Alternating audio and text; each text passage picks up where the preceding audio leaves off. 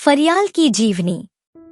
3 नवंबर 1945 को सीरिया के दमिश्क इलाके में जन्मी फरियाल एक प्रमुख बॉलीवुड अभिनेत्री और कैबरे डांसर थी, जिन्होंने 1960 और 1970 के दशक में हिंदी सिनेमा में अपनी पहचान बनाई। भारतीय पिता और सीरियाई मां की संतान होने के कारण वह भारतीय और अरबी विरासत का एक अनूठा मिश्रण थी, जिसने बाद में फिल्म उद्योग में उनके करियर को प्रभावित किया। फरियाल ने शिमला में Loreto convent, cathedral high school और मुंबई में सेंट जेवियर्स कॉलेज सहित कई प्रतिष्ठित संस्थानों में अपनी शिक्षा प्राप्त की। फिल्म उद्योग में प्रवेश करने से पहले उन्होंने एयर इंडिया के लिए एक एयर होस्टेस के रूप में काम किया। अभिनय में उनका बदलाव एक अप्रत्याशित अवसर के माध्यम से हुआ, जब निर्माता शशधर मुखर्जी ने उन्हें देखा और उन्हें फिल्मालय स्कूल ऑफ एक्टिंग में प्रशिक्षण लेने का मौका दिया। उनके अभिनय करियर की शुरुआत 1965 में ब्लैक एंड व्हाइट फिल्म जिंदगी और मौत से हुई, जिसमें उन्होंने प्रदीप कुमार के साथ मुख्य भूमिका निभाई। इस फिल्म में आशा भोसले और महेंद्र कपूर द्वारा गाए गए दिल लगाकर हम ये समझे जैसे उल्लेखनीय गीत शामिल थे। अपने डेब्यू के बाद उन्होंने शशि कपूर के साथ बिरादरी में मुख्य भूमिका हासिल की, हालांकि यह फिल्म बॉक्स ऑफिस पर असफल साबित हुई।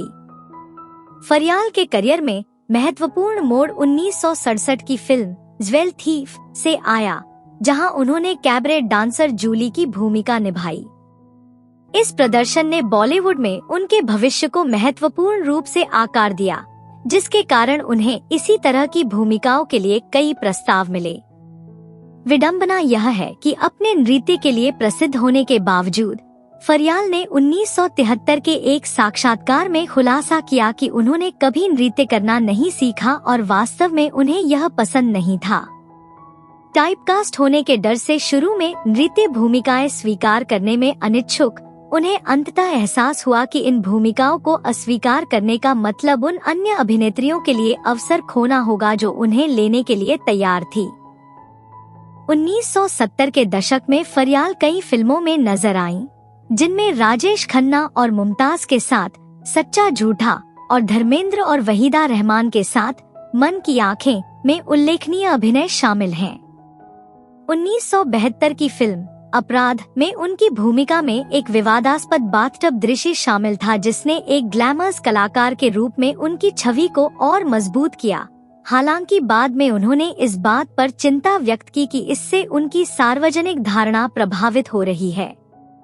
उनके करियर की चुनौतियां टाइप कास्टिंग से कहीं आगे तक फैली हुई थी। गोल्ड मेडल के फिल्मांकन के दौरान उन्हें कथित तौर पर अभिनेता प्रेम नाथ से जुड़े उत्पीड़न का सामना करना पड़ा, जिससे वह असुरक्षित और अपमानित महसूस करने लगी। इस घटना ने फिल्म उद्योग छोड़ने के उनके फैसले में महत्वपूर्ण भूमिका निभाई। उनकी अंतिम फिल्म 1984 में गोल्ड मेडल में थी, जिसके बाद उन्होंने अभिनय से संन्यास ले लिया। फिल्म उद्योग से संन्यास लेने के बाद फरियाल ने शादी कर ली और इजराइल चली गईं, जहां वह अभी भी रहती हैं। बॉलीवुड छोड़ने के उनके फैसले ने उनके करियर का अंत कर दिया, जो लगभग 2 दशकों तक फैला था और जिसमें कई यादगार प्रदर्शन शामिल थे, खासकर उन भूमिकाओं में जो उन्हें एक कैबरे डांसर के रूप में दिखाती थीं। नृत्य के साथ उनकी व्यक्तिगत असहजता के बावजूद अपने करियर के दौरान फरियाल की मिश्रित विरासत ने उनकी छवि और उन्हें मिलने वाली भूमिकाओं के प्रकार को आकार देने में महत्वपूर्ण भूमिका निभाई।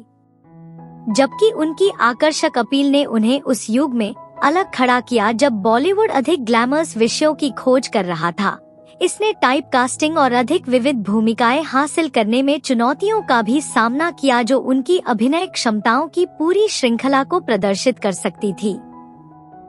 बॉलीवुड में फरियाल की यात्रा भारतीय सिनेमा के इतिहास में एक अनूठा अध्याय प्रस्तुत करती है, खासकर 1960 और 1970 के दशक के परिवर्तनकारी दशकों के दौरान। उनकी कहानी इस युग के दौरान मिश्रित विरासत की अभिनेत्रियों के सामने आने वाले अवसरों और चुनौतियों दोनों को दर्शाती है।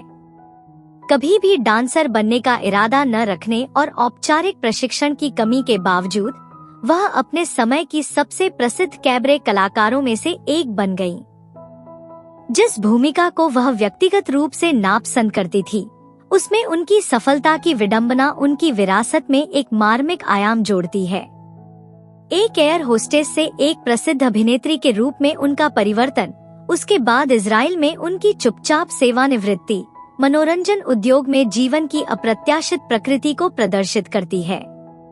जबकि उनका करियर अपेक्षाकृत संक्षिप्त था, 2 दशकों से भी कम समय तक चला, फरियाल ने हिंदी सिनेमा पर एक अमिट छाप छोड़ी, खासकर ज्वेल थीफ, सच्चा झूठा और मन की आंखें जैसी फिल्मों में उनके अभिनय के माध्यम से।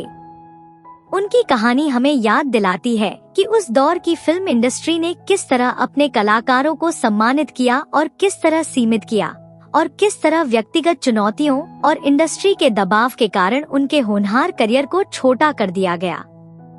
आज वह बॉलीवुड के स्वर्णिम युग के इतिहास में एक उल्लेखनीय व्यक्ति बनी हुई हैं, जिन्हें सिल्वर स्क्रीन पर भारतीय और अरबी आकर्षण का अनूठा मिश्रण लाने के लिए याद किया जाता है।